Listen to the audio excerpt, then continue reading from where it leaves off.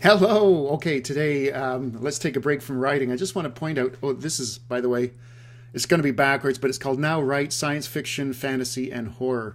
Beautiful little book full of vignettes from various authors, publishers, people in the industry, and their advice to writers everywhere.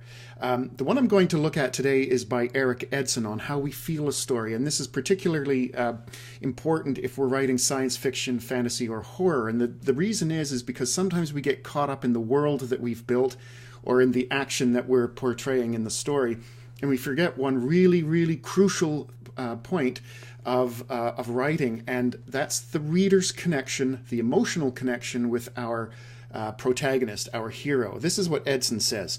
To connect with any hero, a reader must first, on one level or another, like him.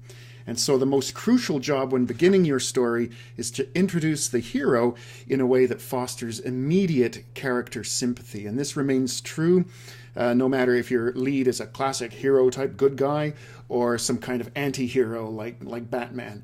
The reader needs to have an emotional connection.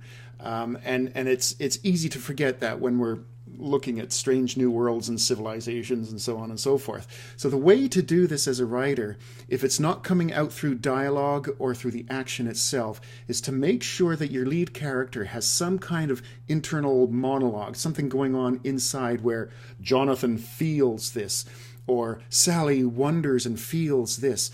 It's really important to do that so that the reader sees the emotional reaction that our hero has to various events and can then engage with our hero that much better. So remember, especially if you're into the genre fiction, like science fiction or horror or fantasy, make sure that your reader can engage emotionally with your protagonist. Okay, sound good? Let's get back to writing.